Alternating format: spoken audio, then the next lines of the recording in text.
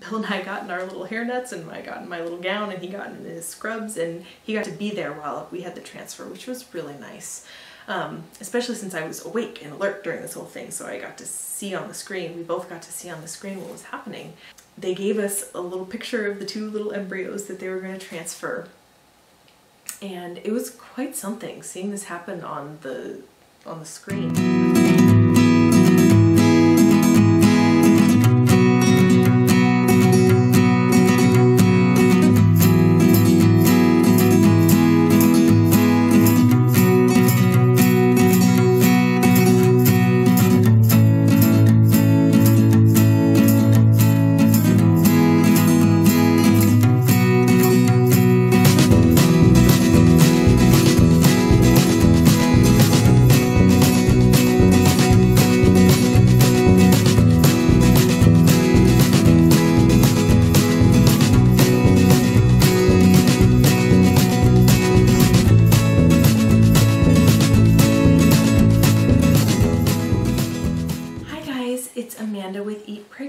And welcome to part 3 of my series on our infertility journey.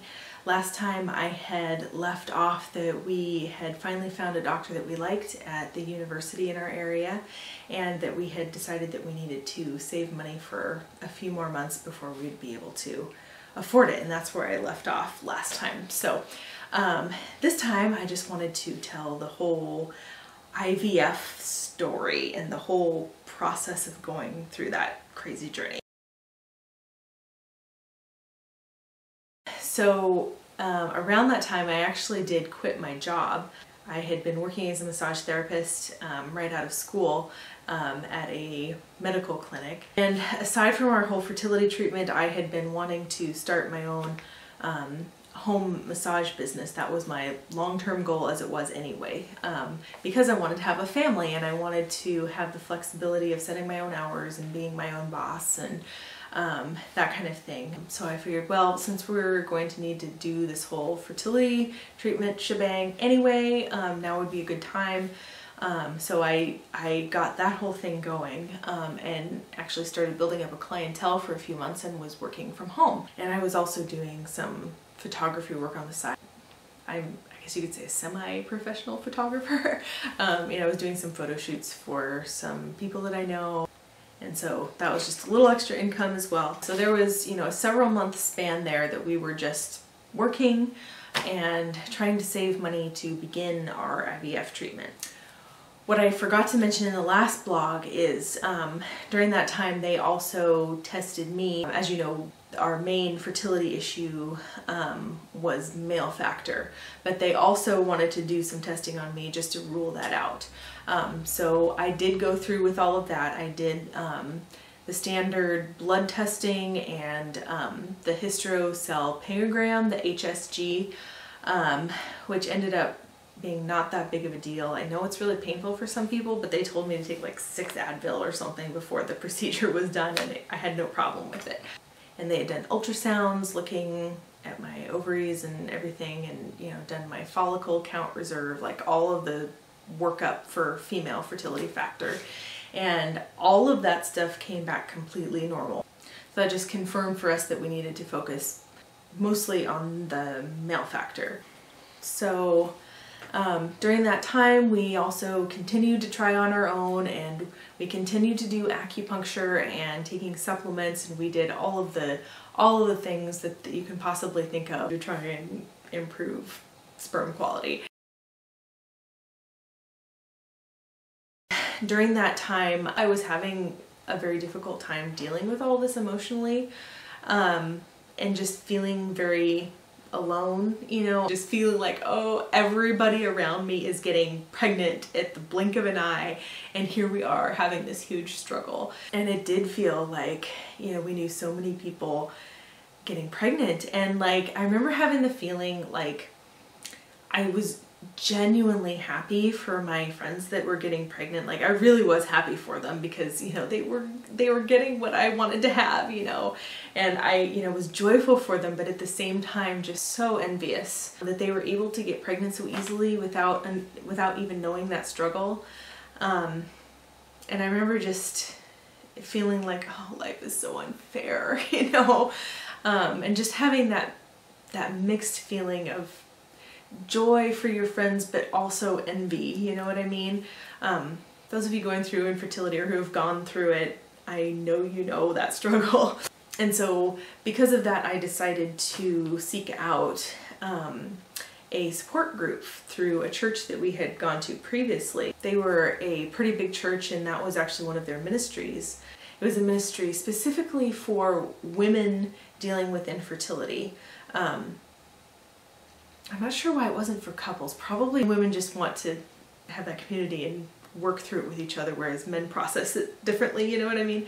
Yeah, and there were just 3 women in this group, and they met in a place that was pretty darn far away from where we lived. But I was like, you know what? It's only like once a month or something, so it's worth it for me to make the drive to go be a part of this group.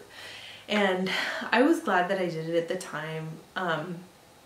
It was refreshing to be with other women who were going through a similar struggle and really, really understood the pain of infertility and what it's like to have that disappointment month after month after month. And there was one of the women who was, I think she was about to try another IUI after she had done many, and there was another woman who they basically gave up on trying altogether, and they were about to go through with an adoption. So it was, I think it was good for me to just see both of those perspectives, and to give me a little bit of hope too, just like seeing that this family was going through with an adoption and just making me feel like, well, even if this fails, like, we can always adopt, and we do have a heart for that, and there are so many children that need good homes out there, and you know, that is not out of our realm of possibility if this doesn't work. So anyway, I was glad that I had joined that group during that period of time. Then the time came when we finally saved enough money to go ahead and start the IVF process. As part of the preparing you for the IVF process, they do a lot of blood screening and ultrasounds on the woman. You know, Bill just had to provide his collection, and that was all for the IVF, but there's a lot more involved for the woman, and a lot of preparation involved as well. And so one of those things that they do is a certain type of ultrasound that's, I can't remember the official name, but it's like a saline ultrasound where they inject a saline solution up into your uterus, and it helps them see the inside cavity of your uterus a lot better through ultrasound. And I guess it helps you see different things than they see through a hysterosalpingogram. And it's just standard protocol before starting the IVF process, because they want to make sure there are no obstructions or anything in there. So we were just, you know, going along with it and assuming, oh, everything's gonna be just fine, we'll do this and carry on and start the process. Well, no. Turns out we did have a female problem as well. With that saline ultrasound, they discovered that I had a uterine polyp. And a uterine polyp is a certain type of little growth. And they said it was about the size of the tip of my thumb, which in the cavity of your uterus, that's pretty darn big. I mean, because the cavity of your uterus is like, you know, your uterus is about the size of your fist, so you can imagine like the inside of that, and then the thing sticking in it the size of the tip of your thumb. And so it was actually pretty significant, and I'm surprised that an HSG didn't pick that up. So yet one more roadblock and yet one more disappointment. They basically said, we're going to have to cancel this IVF going forward with it, because we can't do it when there's such a big obstruction in there. You are going to have surgery. Oh my God. So here we were feeling all hopeful that we were going to get to start our cycle, and nope, we're gonna have to wait another month or 2 because I have to have surgery to have this thing removed. So that's what we did. I think we scheduled my surgery for that month. Had to go through the whole shebang of general anesthesia. It was full surgery. I mean, they weren't cutting into me. It was done, you know, up vaginally and through the cervix. They went up through it that way, but you know, it was like cutting this thing off basically, so I had to be put under. And so, you know, I had to go through the whole thing of not eating the night before, and, you know, the whole standard protocol, and I was very nervous about just being put under in general and having surgery done, because I really haven't had surgery. I mean, I had my wisdom teeth removed when I was 16 and I was put under for that, but other than that, I haven't had surgery. And so it felt like kind of a big deal to me, and it was also emotional since it was just like yet one more thing that we had to do, yet one more roadblock that was in our way. And but we knew we had to do it, so we went through with it, and it went well. After my surgery, I just had to rest for a little while after, like a few days afterwards, and heal. It was the month after that, after I had some time to heal, that we were able to start the IVF process, finally. For those of you who are unfamiliar with what IVF exactly is and how they go about it, I am going to give you a blow-by-blow here. Overall, IVF stands for in vitro fertilization, and that means fertilization of an egg outside of the body. Basically what they have to do is they have to go through this process to get the eggs out of your body, outside of your body, so they can be fertilized in a petri dish. And the process that you have to go through to do that is very invasive. They basically turn your hormones off and start them up again completely artificially in a very controlled way with drugs. And the whole thing from start to finish, like, you know, the beginning of it is like the first day of your period until they take the pregnancy test, and it's not like a normal cycle, like 1 month. It's the whole thing from start to finish is about 2 months. So the first stage of that process is like, for the first 3 weeks, they are basically shutting your hormones off and kind of putting you into an artificial menopause, basically. They're basically turning your ovaries off so that they can restart them artificially. And so they call that the like suppression stage. And the drug that they use for that is called Lupron. Basically what you have to do every day for 3 weeks is inject this drug into your bare belly with a needle. And they teach you how to do all this. So it's quite something having to inject yourself. So you just have to like grab a little like pinch of fat on your belly and you like inject it in, and in it goes. And 3 weeks, every day for 3 weeks I did that. Since it basically sends you into an artificial menopause, there were a lot of fun side effects that went along with that. Bill would joke when I was on the Lupron, he said, "You're a little loopy on Lupron, Amanda." And he was right, I was. It really gave me horrible mood swings. It almost made me a mean person when I was on it, which is totally unlike my personality. I'm so thankful that Bill is such an understanding person, and he knew that this was the hormone, and he took my bitchiness basically with a grain of salt, and it rolled off his back, and I am very thankful that he was able to handle it that well, because I was kind of another person when I was on Lupron. It was not fun, and I didn't like feeling that way. It kind of just felt like I was emotionally out of control. Not a fun feeling. Since it's also like artificial menopause, you have hot flashes. I experienced what it's like to have hot flashes. I guess this is what it's going to be like 20, 30 years.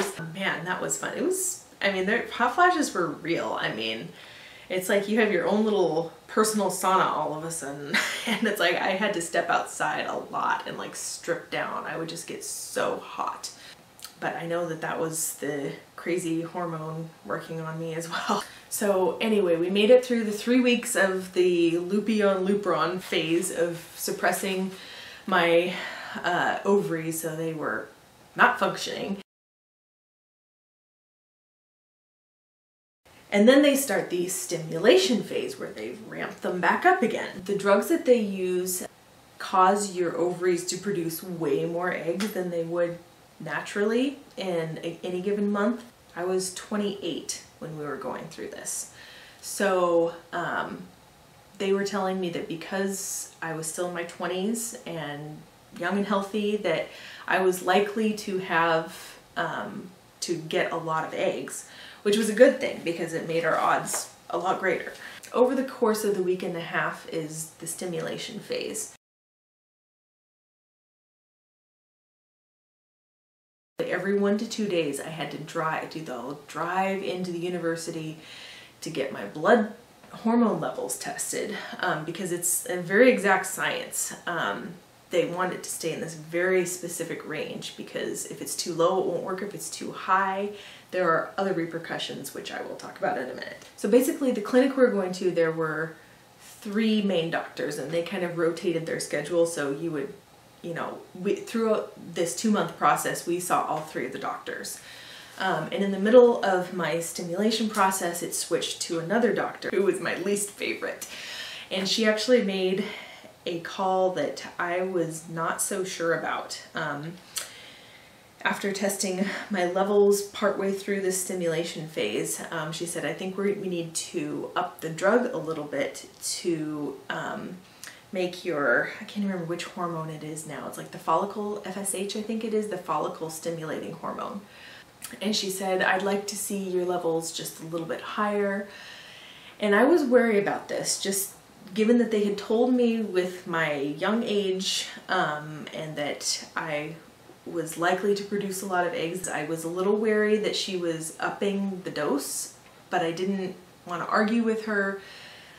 I thought, well, she knows what she's talking about. I'm sure it'll be okay. But that caused me to go into a state called ovarian hyperstimulation syndrome. And it was like a moderate case. When it's severe, it can be life-threatening.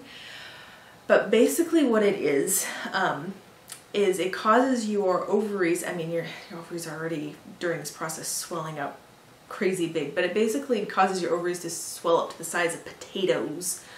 And it causes your fluid and electrolyte balance in your entire body to get totally off kilter, which is why it's dangerous, because it can cause you to retain dangerous amounts of fluid, and it's extremely painful. But I basically was in so much abdominal pain that I could hardly roll over in bed. I was bedridden, and I remember that I had to have Bill help me out of bed just to go to the bathroom and get back into bed. And as I was in bed, I had to be like consulting with the doctors and telling them that this was going on and be monitored very carefully. And they said I needed to get on the scale and weigh myself every single morning. And if I gained like 4 pounds in one day, I know 4 pounds in one day, it's crazy. This is what I'm saying, fluid retention in a dangerous level. Then I needed to call them right away. So it never got to the point where I gained up to 4 pounds in one day. I think, I would gain like 2 pounds in one day. And it was kind of borderline. It never got to the point where it was dangerous, but I definitely had this condition and it was painful. Thankfully, through this whole IVF process, I had been seeing our acupuncturist, the awesome one that I talked about in my last vlog. And he had experienced this before with other patients, and he had some Chinese medicine ways to help your body process the fluid and deal with it. So he had me on some certain Chinese herbs to help regulate my fluids, and also recommended, there were some certain foods to eat that helped with that. Like I had to eat like the core of a pineapple, like some strange things, like cabbage soup, I think it was. And he also wanted me to drink electrolyte drinks. Don't drink regular water. I had to drink electrolyte drinks to keep my electrolytes in balance with all the fluids that were going on in my body. And so I ended up having Bill get a bunch of these, what they call noon tablets. They're basically kind of like an Alka-Seltzer thing. It's like you drop the little thing in the water and it fizzes up. We got the natural version, so there wasn't anything artificial in it. Yeah, so full of electrolytes, and I basically stopped drinking regular water for a week and was just sipping this stuff all the time. For a few days I was just, limited to the bed and the couch, and I could barely move. Anyway, as you can see, in the pictures here, our cat at the time had a cone around her head, and that was because that week, I don't know what we were thinking, but we had her spayed that week. She was a young kitten, and I guess we thought that I was just going to be lying around anyway. We might as well have her lying around too. What we didn't anticipate was that I would have this hyperstimulation syndrome and that I would be stuck to the couch or the bed. So yeah, you can see us two sickly girls on the couch there. So anyway, I remember my mom came over a lot during that time to help out because I was basically in pain. So that was difficult. So the doctors were monitoring me so close with my blood levels to make sure that my levels didn't get to dangerous levels. And because if they did, we were going to have to cancel the entire IVF process. So thank the Lord, we just squeaked in. The levels were, my FSH hormone levels were really high, but just within the range, close enough that we didn't have to cancel the cycle. So that brings me to the next part, which was the trigger shot. The trigger shot is this giant needle. With that giant needle, your husband injects this trigger hormone into your butt. What it does is it causes you and your potato-sized ovaries to release all of those eggs. So you do this like the night before you go in early the next morning to have your egg retrieval. I'm not even that scared of needles, but looking at this needle, it was a little scary. Here we are getting my trigger shot ready, the HCG Novarol. Check out that needle. Isn't that something? It's a huge thick needle. Thankfully, Bill isn't too squeamish about this. We had to like mix this little solution together and put it in the syringe and inject it. And I basically just had to like hold my breath, close my eyes and say, just do it. And he did it and it was fine. And then that night, I couldn't eat or drink anything after midnight since they were going to put me under the next day for my egg retrieval. So that's what we did. We went in early that next morning and they consider it to be a surgery. It's not really a surgery, but they put you under because it would be pretty darn painful otherwise. Basically what they do is they go up vaginally and they poke this huge long needle through the vaginal wall and up to the ovary. And they basically like suck out the eggs directly from the ovary with this needle, and then they'd go and do it on the other side too. So that's what they did to me while I was under. And then they basically said after that was done, after I woke up and recovered from the anesthesia, then I went home and relaxed at home. So then the next day, after the egg retrieval, they start you on an estrogen supplement and a progesterone suppository. So continuing to just make everything, all the hormones are artificially controlled. And they called us the next day and gave us the results of the egg retrieval. And great news was, because they had, since I was almost overstimulated, I had a lot of eggs, so that was the silver lining. They had retrieved 21 eggs. So that was really good news, which gave us a lot of hope. Now, they get that many eggs, not all of those are going to fertilize, mind you, but that makes the odds much higher for how many you will have left to transfer later. So since my eggs were so healthy, they went ahead and did the insemination, and we left and they did the IVF in the Petri dish with ICSI. They took the Bill's sperm with a hair-thin needle. They found the best ones they could find and literally injected each egg with a sperm, like punctured through the egg and injected the egg inside. They did that to all 21 eggs. And since my eggs were so healthy, you can either wait 3 days or 5 days to let them culture, or basically let the cells divide in the petri dish. And if the eggs are not looking so healthy, they usually do 3 days, just so they can get it back into your body as quickly as possible so they don't die. But your odds are greater of it succeeding if you let it go 5 days. So we did a 5-day transfer.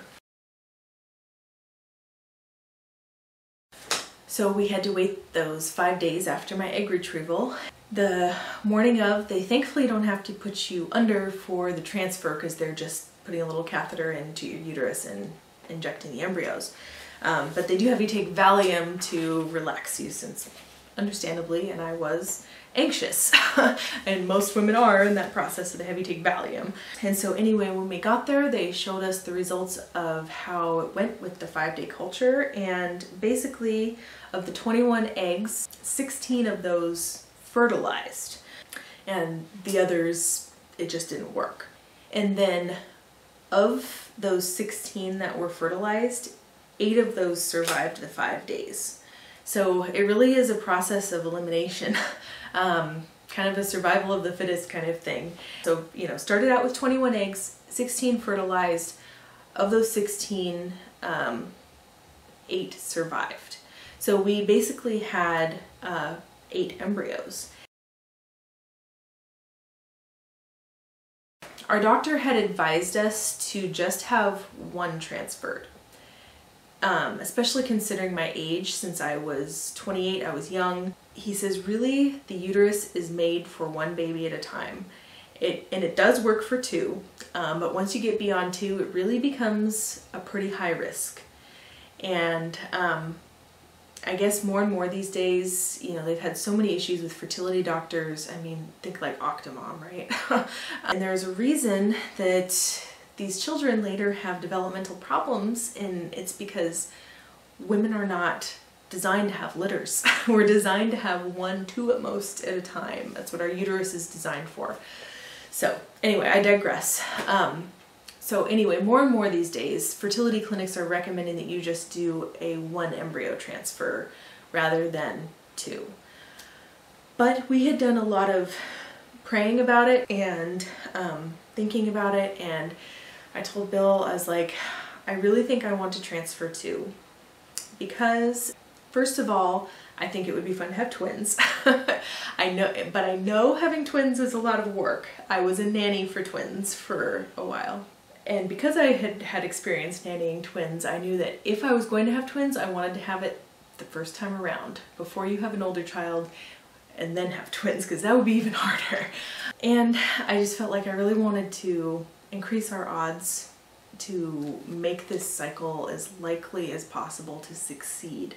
And Bill and I agreed on that. And the doctor said, I do still recommend doing 1, but we will let you go through with 2. So that's what we did. And I remember Bill and I got in our little hairnets, and I got in my little gown, and he got in his scrubs.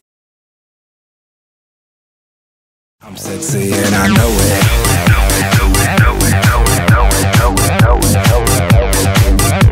I'm sexy and I know it. And he got to be there while we had the transfer, which was really nice. Especially since I was awake and alert during this whole thing, so I got to see on the screen, we both got to see on the screen what was happening. They gave us a little picture of the 2 little embryos that they were going to transfer, and it was quite something seeing this happen on the screen, because that's what she was guiding. What was guiding her was watching this screen. So you can see her putting the catheter in, and then you can see these little embryos being transferred into my uterus. You could see it happening. It was quite something. And that was that. And they basically, afterwards, they wheeled me into a recovery room and just had me lay low for, it was like an hour or 2 to just let things settle. Yeah, then basically I just had to go home and lie low for a few days to give those little embryos an opportunity to implant. So that's what I did, and they had me continuing the estrogen and the progesterone supplement throughout the following weeks. So guess what time it was? It was time for the dreaded 2-week wait. So for those of you who are trying to conceive, you are very familiar with the 2-week wait.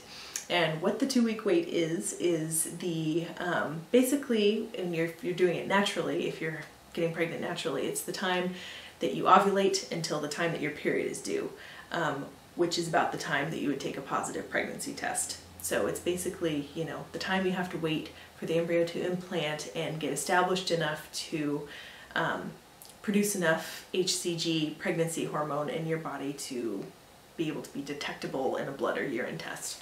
And let me tell you, we're very familiar with the 2-week wait.